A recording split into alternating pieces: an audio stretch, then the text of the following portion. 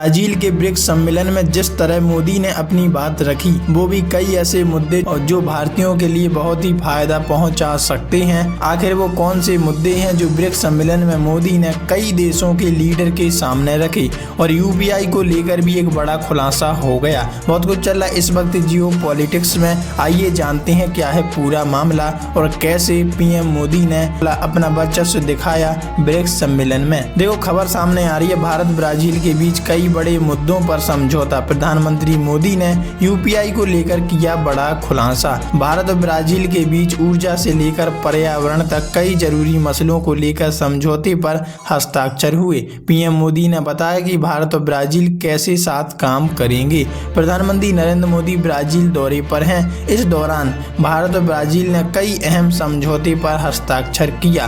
PM Modi ने बताया कि भारत और ब्राजील यूपीआई पर साथ मिलकर काम कर रहे हैं। ब्राजील के राष्ट्रपति लूला दा सिल्वा ने पीएम मोदी को देश के सर्वोच्च नागरिक सम्मान national order of the southern cross से सम्मानित किया। प्रधानमंत्री मोदी ने कहा कि रियो और ब्राजीलिया में गर्मजोशी भरे स्वागत के लिए मेरे मित्र राष्ट्रपति लूला का आभार व्यक्त करता हूं। आज मुझे ब्राजील का सर्वोच्च राष्ट्रीय सम्मान मिलना है मेरे लिए ही नहीं, देश भर के लिए अत्यंत भावुक और गर्व का पल है। इसके लिए मैं ब्राजील सरकार और ब्राजील के लोगों को हृदय से आभारी हूँ। किस किस क्षेत्र में भारत ब्राजील करेंगे एक दूसरे का सहयोग, यानी व्यापारिक सहयोग। उन्होंने भारत ब्राजील के समझौते पर कहा, हमारे संबंधों को मजबूत करने में राष्ट्रपति लूला को महत्वपूर्ण भूमिका रही। आज की चर्चाओं में हमने हर क्षेत्र में सहयोग को मजबूत करने की बात की। हमने आने वाले 5 सालों में द्विपक्षीय व्यापार को $20 बिलियन ले जाने का लक्ष्य है। ऊर्जा के क्षेत्रों में